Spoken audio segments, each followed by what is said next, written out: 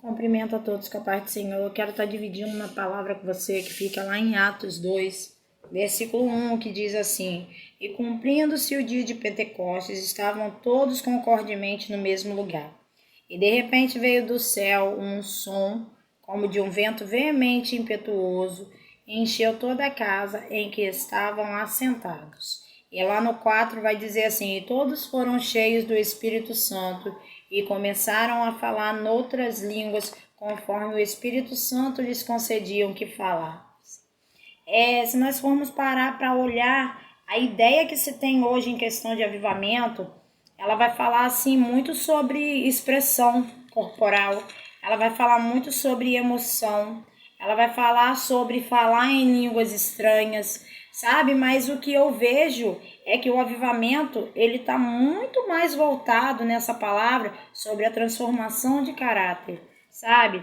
A ideia que os apóstolos, os discípulos tinham antigamente, não se reunia somente em emoção, não se reunia somente em expressão facial, em expressão corporal, sabe? A palavra vai dizer que todos que estavam naquele lugar foram cheios do Espírito Santo.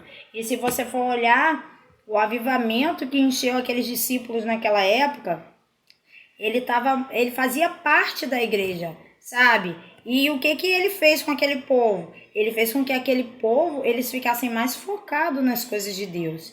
E quando nós vemos aqui, o avivamento que tomou conta daquele povo, deixou aquele povo muito mais apegado, como eu vou te dizer, ao ensino, apegado à comunhão, não somente com Deus, mas também um com os outros. Ficaram mais apegados à oração, sabe? Se tornaram um povo que temia a Deus. E era uma geração que era marcada tanto pela presença de Deus quanto pelas maravilhas, pelos sinais que Deus ele operava naquele lugar. E se a gente for analisar hoje, a ideia de antigamente do avivamento era isso. Era um povo que buscava, era um povo que corria atrás de saber das coisas de Deus, de ter um ensinamento. Eram pessoas que eram voltadas verdadeiramente para a palavra de Deus. Mas hoje, se você for analisar o avivamento que trouxemos para essa época, não tem nada a ver com isso. Muitos gostam de ir para a igreja, mas gostam de ir para a igreja para rodar. Outros gostam de ir para a igreja para ficar 2 horas ouvindo louvores. Outros gostam de ir para a igreja para fazer outras coisas, mas porém, para louvar.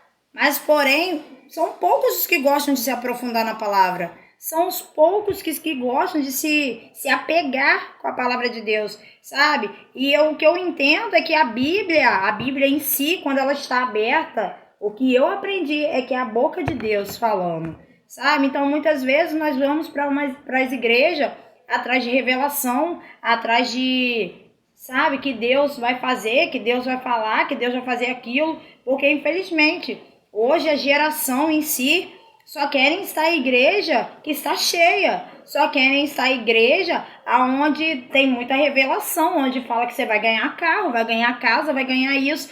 Mas as pessoas não estão preocupadas verdadeiramente. Algumas pessoas não estão preocupadas em se aprofundar no ensino, não estão preocupadas em aprender da palavra de Deus. São muitos que gostam de ir ao culto, mas se você falar que é culto de estudo, quase ninguém vai.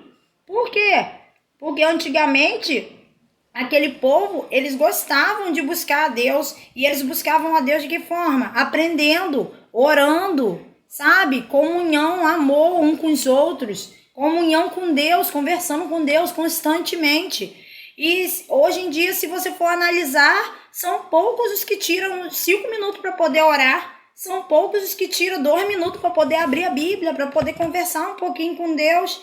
Então, eu quero te dizer que é muito bom a gente rodar, é muito bom falar em línguas, é muito bom, sabe, receber a descida do Espírito Santo sobre a tua vida. Mas eu quero te dizer que se você não tiver uma base, se você não tiver uma palavra, infelizmente, nós falarmos em língua, isso não significa que quando vier um vento forte nós vamos ficar alicerçados. Isso não significa que quando vier um vento forte nós vamos continuar de pé. Então eu quero te dizer que avivamento vai muito além, sabe? Da manifestação do Espírito Santo. Vai muito além. O avivamento verdadeiro é você ver verdadeiramente que o seu caráter foi transformado. É você ver verdadeiramente que você foi transformado por Deus. Que você hoje é uma nova criatura. Que você hoje é outra pessoa na presença de Deus. Então eu quero te dizer que se você que ainda não recebeu, sabe? Que ainda não foi cheio pelo Espírito Santo, busca a Deus diariamente. Busca o Senhor constantemente, porque Ele vai te encher. E entenda que avivamento é isso. É nós dedicarmos a maior parte para Deus. É nós estarmos em comunhão constante com o Senhor.